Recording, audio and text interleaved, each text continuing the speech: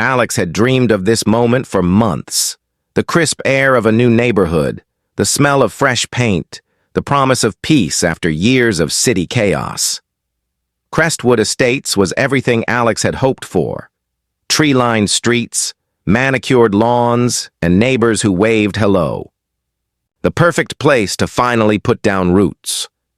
But the moment the mail arrived, that dream began to crack. Inside the mailbox was a single white envelope, stark and official-looking. No return address, just the embossed letters. Crestwood Estates, Homeowners Association. Alex felt a knot tighten in the stomach before even opening it. The HOA was a well-known force in this community, strict, precise, and, some whispered, ruthless. Alex broke the seal. The letter was short, but chilling. Dear homeowner, it has come to the board's attention that the garden gnome displayed in your front yard violates the community's aesthetic guidelines. Section 4, Clause 7. You are hereby required to remove the offending ornament within 48 hours. Failure to comply will result in fines of up to $500 per day and potential legal action. The HOA board reserves the right to enforce these rules strictly to maintain property values and community standards. Alex stared at the letter. A garden gnome? Of all things. The little ceramic figure, a quirky gift from a close friend, had been a small touch of personality in an otherwise pristine yard. It was harmless, friendly, yet here it was, branded as a threat. Why was the HOA so quick to jump on this? The tone wasn't just formal. It was cold, almost hostile. The phrase, potential legal action, sent a shiver down Alex's spine as Alex read the letter again. The unease grew. Was this just an isolated warning, or a signal of something deeper? The silence of the quiet street outside seemed to close in tighter. That evening, Alex decided to test the waters. A polite email to the HOA manager asking for clarification went unanswered. The following day, a curt voicemail threatened immediate compliance or escalated consequences. The atmosphere shifted overnight. Neighbors, once warm and welcoming, now offered only tight smiles and nervous glances. At the local coffee shop, hushed conversations stopped as Alex approached. One older woman whispered, "They don't mess around here. You have to be careful who you cross." Alex's curiosity ignited. Who was this HOA? And why did it feel less like a community guardian and more like a shadowy enforcer? Late that night, restless, Alex scoured the HOA's website and community forum. Beneath polished announcements were hints of past controversies. Neighbors banned for trivial infractions, fines imposed without clear explanation, and rumors of an unchallengeable board. A sudden knock at the door jolted Alex. Heart racing, Alex peeked through the peephole. No one was there. Only a small envelope slipped under the door. Inside was a typed note, unsigned. Remove the gnome. This is your first and last warning. The handwriting was cold, almost threatening. Alex sat back, breath caught in the chest. This wasn't just a letter, it was a message. A warning cloaked in civility but heavy with menace. What kind of neighborhood was this? And what would happen if Alex refused? The silence in the house seemed to grow louder. Outside, the streetlights flickered, shadows lengthened, and somewhere down the block, a dog barked once, sharp, urgent. Alex knew one thing for certain. This was only the beginning. The morning sun spilled through the curtains, but Alex felt no warmth. The letter and the unsigned warning note had planted a seed of unease that no light could chase away. Stepping outside, Alex hoped to shake off the feeling by blending into the calm routine of Crestwood Estates. But the neighborhood seemed different today. As Alex locked the front door, a sharp-eyed neighbor across the street caught the movement. Their eyes met, but instead of a friendly smile, the neighbor's expression tightened. They looked away quickly, whispering something to another resident who was tending to their rose bushes. Alex's stomach clenched. Was it paranoia? Or was the neighborhood suddenly cold?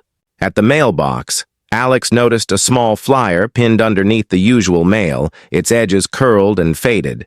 The headline read, "Community Meeting, HOA Rules Enforcement and Compliance." The meeting was scheduled for that very evening.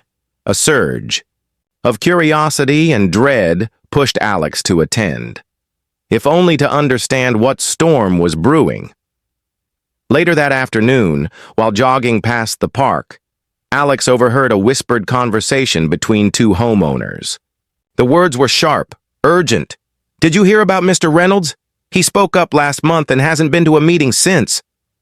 "Yeah, heard the HOA advised him to keep quiet." Or else. Alex stopped, heart hammering. Advised was an ominous word. What did it really mean? Fear crept in. How many neighbors had been silenced? And what lengths would the HOA go to maintain their control? That evening, the community center buzzed with quiet tension as residents filed in. The usual cheerful chatter was replaced by wary glances and stiff nods. Alex found a seat near the back, scanning the room. Faces looked anxious, even resigned. The HOA board members took their places at the front. The president, a sharply dressed man with cold eyes, began the meeting in a clipped tone. "Thank you for attending. Our goal is to uphold the standards that protect Crestwood Estates. Recent violations have risen, including unauthorized garden decorations, improper fencing, and non-compliance with maintenance codes." Alex's stomach sank. The list sounded like a weapon rather than guidelines. One by one, homeowners shared their experiences, stories of sudden fines, forced removals, and harsh penalties for minor infractions. When a middle-aged woman rose to speak, her voice trembled. "I was fined for planting flowers outside the approved area. When I asked for leniency, they threatened legal action." Murmurs rippled through the room. Alex's mind raced. These weren't isolated cases. This was a pattern, a silent war waged on the community itself. Suddenly, the lights flickered briefly. A collective gasp swept through the room. When the lights steadied, the board president leaned forward, voice sharp. "Let this be a reminder. Compliance is not optional." After the meeting, Alex tried approaching a few neighbors, but most were evasive or quick to change the subject. One man, older and worn, pulled Alex aside. "If you want to keep your peace, don't poke the hornet's nest," he whispered. "They don't just enforce rules. They intimidate, isolate, and crush dissent." Alex's heart pounded. This was more than bureaucracy. It was a system built on fear. Back home, Alex noticed something unsettling. A faint scratch mark on the side gate, too deliberate to be accidental. And in the dim light, a shadow flickered near the bushes. Alex's breath caught. Was someone watching? The next morning, a neighbor's house was noticeably empty. The bar. Missing homeowner mentioned earlier. Rumors swirled that they'd sold their property suddenly, leaving behind whispered questions of threats and pressure. Alex's resolve hardened. This neighborhood wasn't the peaceful sanctuary it appeared to be. It was a battleground, and Alex was right in the middle of it. As night fell, Alex's phone buzzed with a message from an unknown number. "Don't trust anyone. Watch your back." Alex stared at the screen, the weight of the warning settling, deep. The shadows in Crestwood Estates weren't just in the corners of the streets, they were closing in. Days passed, but the chill in Crestwood Estates only deepened. Alex's quiet mornings were invaded by the relentless sound of drone-like vehicles patrolling the streets, unmarked, indistinct, watching. The garden gnome still stood defiantly in Alex's yard, but it felt more like a beacon now, a silent challenge to the invisible forces closing in. One afternoon, as Alex watered the flower beds, a sharp knock on the door startled them.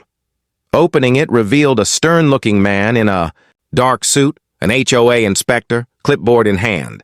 Without greeting, he launched into a meticulous checklist, inspecting every inch of Alex's property with an intensity that felt less professional and more personal. "Your mailbox color doesn't comply with Section 3, Clause 12, he said, coldly. "And those curtains? They're not approved by the board." Alex blinked. Curtains? Mailbox? The rules felt impossibly detailed and absurd. Trying to reason with the man was useless. He just handed a formal citation, with penalties escalating daily until full compliance was achieved. Before leaving, he warned, "The board takes violations seriously. You'd be wise not to push back." The door shut with a heavy click. Alex's heart hammered. This was no longer just a garden gnome. The HOA was waging a silent war, using every petty rule as a weapon. Later that evening, Alex sat at the kitchen table, emails from the HOA piling up, each more aggressive than the last. Some demanded immediate removal of personal decorations. Others threatened hefty fines for vague non-compliance. But it wasn't just official correspondence. Mysterious letters appeared in the mailbox, unsigned, hinting that Alex's neighbors were watching closely and remembering who obeys. Alex's phone buzzed with an anonymous text. "We see you! Stop resisting!" The sense of paranoia grew. Desperate for answers, Alex began discreetly speaking with neighbors, carefully gauging who might be allies. Many smiled politely but quickly, changed the subject when Alex mentioned the HOA's tactics. A few whispered warnings in hushed tones, but fear kept most silent. One evening, Alex met Lisa, a middle-aged woman who confided in a quiet voice. "I fought them once. They have ways to make your life miserable. Fines, social pressure, even subtle threats. Most people give up before it gets worse." Lisa's story confirmed Alex's growing suspicion. The HOA wasn't just about rules. It was about control, about power wielded behind closed doors. Then came the night Alex discovered the security cameras, high-tech, discreetly mounted on streetlights and nearby trees. They weren't for safety, Alex realized. They were for surveillance, a tool of intimidation to watch and record. The paranoia escalated. Doors left unlocked were found ajar. Tools disappeared from the garage. One morning, Alex found deep tire marks freshly carved into the lawn, fear mixed with determination. One afternoon, Alex caught a glimpse of a shadowy figure slipping behind a neighbor's fence. Heart racing, Alex followed quietly. But the figure vanished into the darkness. The tension was suffocating. Every glance felt loaded, every friendly smile suspicious. Despite the pressure, Alex refused to back down. Each petty violation, each letter, each cold visit only fueled the fire. Alex's home was no longer just a house. It was a battleground, a symbol of defiance in a neighborhood ruled by silent threats. The HOA's grip was tightening like a noose, and Alex could feel the walls closing in. But what exactly were they protecting? What secret lay beneath the glossy exterior of Crestwood Estates that made this quiet war so ruthless? Alex didn't yet know. But one thing was clear. This silent war had only just begun. Alex paced the living room, staring at the array of letters, fines, and anonymous notes scattered across the coffee table. The HOA's pressure was relentless, each day bringing a new demand, a new threat. But beneath the surface of this escalating battle, Alex sensed something bigger, a hidden network of fear, control, and silence. Determined not to face this war alone, Alex reached out quietly, seeking allies. The first few attempts were met with silence or polite refusals. The fear was palpable. Neighbors had learned to keep their heads down, to avoid crossing the board at all costs. But then came an unexpected message, slipped under Alex's door. Late one evening, "Meet me by the old oak tree at dusk. You're not alone." Curiosity sparked. Alex arrived just as the sun dipped below the horizon. A small group of residents gathered in the shadow of the sprawling oak, faces etched with worry but burning with quiet resolve. Among them was Lisa, the woman who had warned Alex before. "We all have stories," she said, voice low. "We've been bullied, fined, and threatened, but we're stronger together. The board fears us only when we unite." One by one, the group shared tales of harassment, unfair fines, secret meetings, and neighbors suddenly vanishing after speaking out. There was talk of a mysterious figure, a shadowy presence rumored to pull strings behind the scenes, but no one knew exactly who. Alex listened carefully, heart pounding. The pieces began to fit together. This wasn't just about garden, gnomes, or curtains. It was a system built on fear, silence, and power. As the group grew, they exchanged contact information, vowing to document every incident, every interaction with the HOA. They began compiling evidence, photos of fines, copies of letters, recordings of intimidating conversations. Alex felt a renewed sense of hope. For the first time, it seemed possible to push back, but the threat of retaliation loomed large. The next morning, Alex's car was vandalized, a deep scratch along the side, unmistakably deliberate. A note taped under the windshield wiper read, "Stay in line or else." Fear pulsed through Alex's veins. The HOA was watching, and it was willing to escalate. Despite the danger, the alliance met again, this time planning their next steps. They debated legal action, community petitions, and even media exposure, but all agreed on one point: secrecy was paramount. The HOA's reach was long and trust was fragile. Late that week, Alex uncovered an old property record tucked away in a dusty county archive. It hinted at irregularities in the HOA's formation, documents that didn't add up, meetings that seemed to have been held in secret, and financial statements that raised questions. Could the HOA itself be operating outside the law? The discovery electrified the group. If they could prove corruption at the board's core, they might finally break the cycle of fear. But before they could act, another chilling incident occurred. A neighbor's front porch light exploded in the middle of the night, narrowly missing the family inside. The message was clear: back off.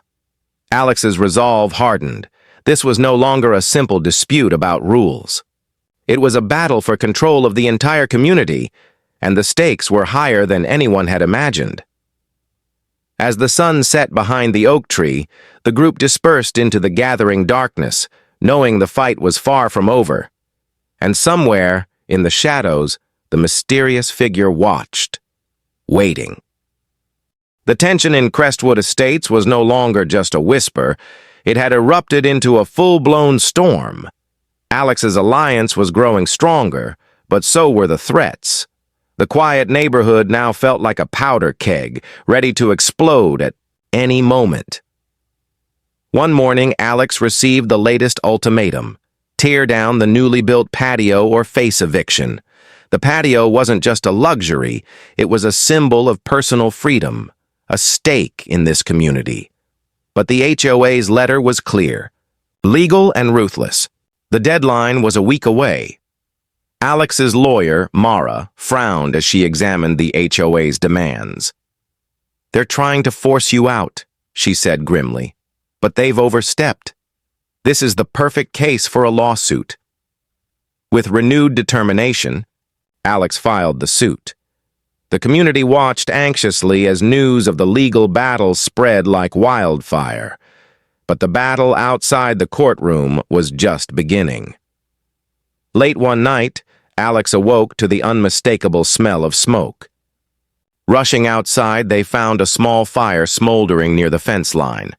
Quick action from neighbors prevented disaster, but the message was terrifyingly clear: the HOA's tactics were escalating. The next day, Alex discovered that their tools and gardening equipment had been vandalized, smashed, and scattered. Meanwhile, strange cars were spotted cruising the streets at odd hours, their passengers watching silently. Alex's phone buzzed with an anonymous message. "You've crossed a line. This will end badly." Despite the mounting danger, the Alliance refused to back down. In fact, the group's evidence was growing stronger. Forged documents, evidence of hush money paid to silence dissenters, and conflicts of interest within the board. In court, Mara methodically laid out the case. The judge listened intently as she exposed the HOA's corruption and abuse of power. The courtroom was packed. Neighbors who once lived in fear now watched with a spark of hope. But just as victory seemed within reach, a stunning revelation hit, like a thunderbolt. The HOA president, the cold-faced man who had intimidated Alex from the start, was revealed to be someone Alex had once trusted. A longtime neighbor, even a friend. The betrayal cut deep. Alex's heart pounded. How could someone so close wield such ruthless control? And what had they gained from this hidden empire of intimidation? Outside the courthouse, the atmosphere was electric but tense. The board members, once unshakable, looked rattled and fractured. The once impenetrable facade was cracking, but the battle was far from over. That night, as Alex locked the door, a shadow slipped silently across the lawn. A faint noise came from the bushes. Footsteps, a whispered threat in the dark. The message was clear. The old guard wasn't done fighting. Alex knew the next moves would be decisive. This wasn't just a legal battle. It was a war for the soul of Crestwood Estates, and Alex was ready to win. The courtroom was a battleground, but outside, Crestwood Estates was a powder keg. The revelations about the HOA president had sent shockwaves through the community, fracturing loyalties and igniting fierce debate. But for Alex, the most pressing threat was no longer just the board. It was the shadowy forces still lurking in the darkness. Alex spent days digging deeper, connecting the dots between mysterious phone calls, unusual payments, and secret meetings. The HOA president, Marcus Harlan, had ties far beyond the neighborhood, ties to powerful developers eager to buy out Crestwood Estates and flip it for a massive profit. The gentrification game had moved into Alex's backyard. With this knowledge, Alex's legal team prepared a counterattack, exposing not just local corruption, but a sprawling conspiracy. But Marcus was not a man to go down quietly. One evening, as Alex returned home from a meeting with the Alliance, the driveway was blocked by two black SUVs. Men in dark suits stepped out, their faces unreadable, their presence heavy with intimidation. "We should talk," one said, voice low but commanding. Alex's pulse quickened. These weren't just HOA enforcers, they were hired muscle, the corporate hand behind Marcus's schemes. Refusing to show fear, Alex met them at the gate. "Your intimidation won't work," Alex said steadily. "I have proof, and the community is watching." The men exchanged glances. "Be careful what you threaten," Alex added, "because once this comes out, it won't just be your little board in trouble. It'll be the whole operation." They left with a warning glance, silent but unmistakable. Alex knew the stakes had just skyrocketed. Back inside, the Alliance gathered around, tension thick but resolve stronger than ever. They planned to hold a community rally, a public stand, to expose the truth and unite neighbors before Marcus could tighten his grip. The night before the rally, Alex barely slept. The house felt invaded. Subtle signs of surveillance, unfamiliar sounds outside, a creeping sense that every move was being watched. At dawn, Alex stepped out to find the garden gnome shattered, smashed into pieces on the lawn. A message, unmistakable and cruel. But the rally went ahead as planned. Neighbors packed the community center, faces grim but determined. Alex spoke, laying bare the corruption, the threats, the fight for their homes and their dignity. The crowd erupted in applause, a collective roar of defiance. For the first time, the power balance shifted. Marcus and his enforcers were exposed, their influence waning as local media caught wind of the scandal. Yet beneath the surface, Alex felt unease. The final battle was yet to come. The days following the rally were a whirlwind. Crestwood Estates felt alive with newfound courage. Neighbors who had once cowered now exchanged determined glances. Alex's alliance was no longer a secret group, but a beacon of hope. But with the spotlight came backlash. Marcus Harlan was desperate. His empire was crumbling, and he lashed out with increasing brutality. One night, Alex's home was broken into. Nothing was stolen, but every room was ransacked. A clear message. They knew where Alex lived, and they could get in whenever they wanted. Shaken but unbowed, Alex reported the break-in to the police, yet the officers seemed hesitant, almost reluctant to get involved deeply. The influence Marcus held was everywhere. Then came the hearing, a critical moment where the judge would decide if the HOA's demands were lawful. The courtroom was packed. Marcus sat smugly, flanked by lawyers and silent supporters. Alex's lawyer, Mara, presented the mountain of evidence: forged documents, threats, intimidation tactics, even secret financial dealings tying Marcus to shady developers. The tension was palpable. Marcus was called to testify, his confident facade cracked under scrutiny. Whispers filled the room as details of his schemes spilled out. Suddenly, a surprise witness emerged. A former board member, once silent out of fear, now ready to expose the truth.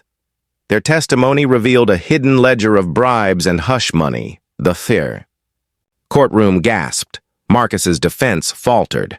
But just as victory seemed near, the judge requested a recess to review the explosive new evidence. Outside the courthouse, a storm was brewing. Reporters swarmed, neighbors gathered, and the air was thick with anticipation. Alex felt a mix of hope and dread. The final decision would change everything. That night, Alex's phone vibrated with a cryptic message. "You don't know the whole story. Watch your back." Sleep was impossible. Then, the breaking news. Marcus had resigned from the HOA board, citing personal reasons. Was it a victory or a trap? The next morning, a power outage plunged the neighborhood into darkness for hours. Emergency lights flickered on in the community center, where the Alliance held an urgent meeting.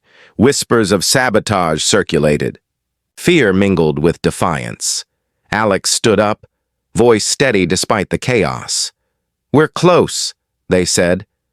"We've seen the darkness, but we have the truth. This ends soon." As the lights flickered back, Alex caught a glimpse of a shadow moving. Outside the window, the enemy was still watching. The climax was near, but so was the danger. The night of the judge's verdict arrived like a storm. Crestwood Estates held its collective breath as Alex and the Alliance gathered in the packed courtroom, walls seeming to close in with tension. The judge entered, face unreadable, carrying the weight of months of conflict and secrets. "I have reviewed the evidence thoroughly," the judge began. "It is clear the HOA, under Mr. Harlan's leadership, engaged in unlawful intimidation, forgery, and abuse of power." A ripple of stunned silence filled the room. "But," the judge continued, "the matter of property control remains complicated. Legal ownership and HOA rights are intertwined in ways that require careful resolution." Then came the unexpected bombshell. The court ruled to dissolve the current HOA board entirely. In its place, a court-appointed trustee would oversee the community's affairs until a new, transparent board could be democratically elected. But the judge's ruling went further. The plaintiff, Mr. Alex, last name, having demonstrated significant commitment and leadership in protecting the community's rights, is granted the right of first refusal to purchase the HOA's building, including the community center and administrative offices. Gasps and whispers exploded around the courtroom. Alex's heart raced. Could this be the turning point? Outside, Marcus Harlan's shadow seemed to vanish. His influence evaporated like smoke on the wind. The court-appointed trustee arrived quickly, transparent and fair, working with Alex and the Alliance to rebuild trust in the community. Weeks later, in a surprising turn, Alex successfully purchased the HOA building. The place, once a symbol of control and intimidation, became a center of community unity and hope. The gnome, carefully repaired, was placed proudly in the lobby, a symbol of resilience. But the story didn't end there. During the final paperwork review, Alex discovered one last hidden secret in the HOA's archives, a confidential agreement tying Marcus and several board members to a real estate conglomerate with plans to redevelop Crestwood Estates into luxury condos, erasing the neighborhood's character forever. Armed with this, Alex and the Alliance launched a public campaign, halting the redevelopment plans and protecting their homes. The community transformed. Neighbors, once afraid and divided, now worked together, building a new HOA based on transparency, fairness, and respect. Alex's fight had turned from a personal battle into a movement, a beacon for neighborhoods everywhere fighting against corruption and control. As Alex stood by the rebuilt garden gnome one sunny afternoon, surrounded by smiling neighbors, they felt a deep sense of victory. The intimidation, the threats, the silent wars, all had been overcome. And the building that once held the board's power was now a sanctuary for the community's future. In the end, Alex hadn't just sued and won. They had bought back their home, their neighborhood, and their peace. The gnome stood watch, quiet but defiant, just like Alex.